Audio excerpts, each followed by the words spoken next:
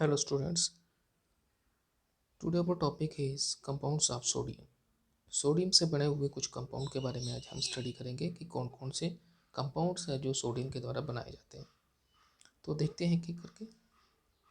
तो सबसे पहले हमारा आ जाता है सोडियम क्लोराइड। ठीक है, तो ये यहाँ पे लिखा नहीं है मैंने, लेकिन सबसे पहले हमारा क्या है, sodium chloride. The most abundant source of sodium chloride is sea water. बोलते हैं कि हमारा जो सी वाटर है वो सबसे ज़्यादा वहाँ पे सोडियम क्लोराइड हमें वहीं पे मिलता है, which contain 2.7 to 2.9% by the mass. बोलता है 2.9 से लेकर 2.7 से लेकर 2.9 तक बाय मास ये सोडियम क्लोराइड हमें कहाँ पे मिलता है, हमें सी के अंदर। In the tropical country like India the common salt is generally obtained by the evaporation of the सी।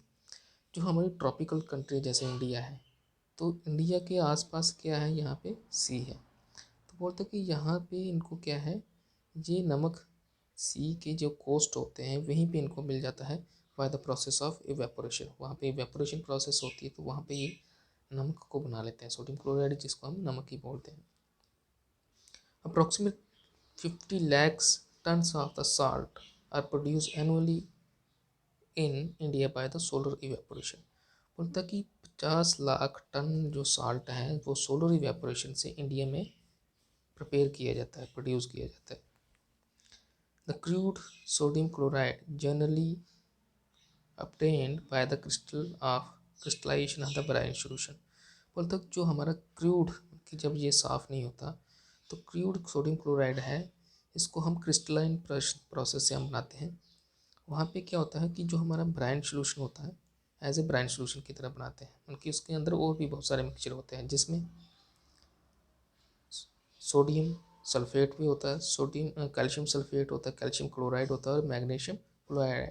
ये इम्प्यूरिटी की तरह होता है। जब हमारा हमने सोडियम क्लोराइड बनाना होता है तो जो उसका ब्रांड सोल्यूशन होता है उसके अंदर बहुत सारे ये और भी बहुत सारे क्या होते हैं, ये कंपाउंड जो पड़े होते हैं, तो इनमें से हमने सोडियम क्लोराइड को निकालना होता है। तो देखते हैं, बोलते हैं कि जो कैल्शियम क्लोराइड है और मैग्नीशियम क्लोराइड है, मैग्नीशियम क्लोराइड कैल्शियम क्लोराइड ये दोनों हैं, यह इम्प्यूरिटी की तरह काम करते हैं। Impurity because they are डाइलिक्विसेंट।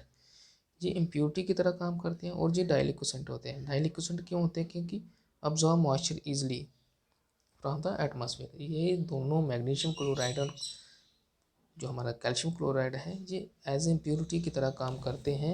जल्दी ही ये क्या कर लेते हैं, एटमॉस्फेयर से मॉइस्चर को क्या करते हैं, अब्जॉर्ब कर लेते हैं।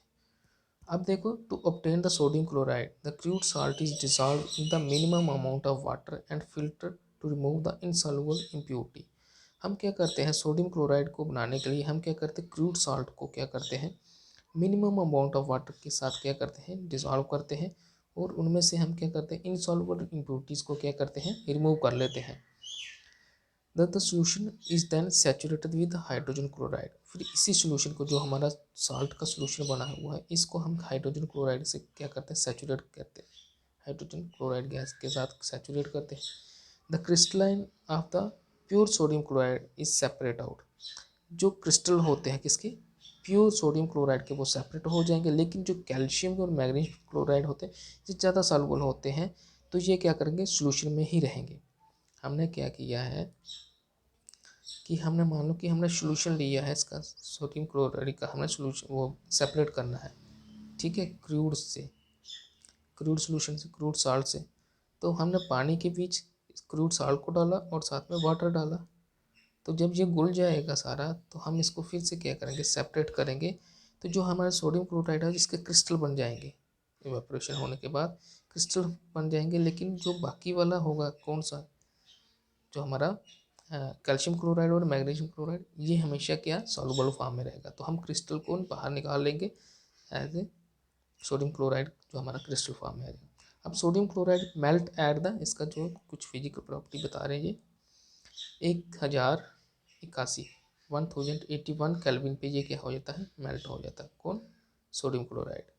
ठीक है, अब इसकी सॉल्युबिलिटी कितनी है, 36.0 ग्राम इन 100 ग्राम वाटर। उनके अगर 100 ग्राम वाटर है तो उसमें इतना सोडियम क्लोराइड क्या हो जाएगा, घुल जाएगा। कितना टेम्परेचर? 273 टेम्परेचर पे। Solubility does not increase appreciate with increase in the temperature. बोलते हैं सॉल्युबिलिटी ऐसे नहीं इंक्रीज नहीं होगी जैसे जैसे हम वाटर को क्या करेंगे, गर्म करेंगे। अब इस्तेमाल क्या क्या, what are the uses of the sodium chloride? It is used as the common salt और द टेबल सॉल्ट और डोमेस्टिक पर्पस। ठीक है, नमक की तरह जो घर में इस्तेमाल करते हैं। It is use for the preparation of N2O2, ठीक है, NaOH एंड N2CO3, ठीक है, sodium peroxide, sodium hydroxide and sodium carbonate. ये कुछ इस्तेमाल है हमारे इसके सोडियम क्लोराइड के। अब इसके साथ चलते हैं कि सोडियम हाइड्रोक्साइड कैसे बनता है। देखो सारे सोडियम का कंपाउंड है, तो sodium hydroxide is generally prepared commercially by the electrolysis of the sodium chloride. देखो सोडियम क्लोराइड की हम क्या करते हैं, इलेक्ट्रोलाइसिस करते हैं। सोडियम क्लोराइड को इलेक्ट्रोलाइसिस करते हैं, ठीक है, किस में करते हैं, कैस्टन कैनरल सेल एक होता है जहाँ पे हम इलेक्ट्रोलाइसिस को परफॉर्म करते हैं। समझो एक इस तरह से होता है, उसके अंदर हमने इसको क्या कर दिया, इलेक्ट्रोलाइसिस कर दिया। इसमें क्या होता है, ब्राइन सोल्यूशन लेते हैं। Brine solution electrolysed is being using the A mercury cathode and carbon anode.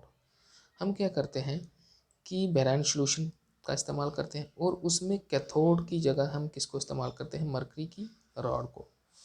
ठीक है, समझो हमने बेराइन सोल्यूशन बना लिया, तो मरकरी की जो रॉड है वो एज ए कैथोड का काम करेगी और जो हमारी कार्बन रॉड है वो एनोड की तरह काम करेगी।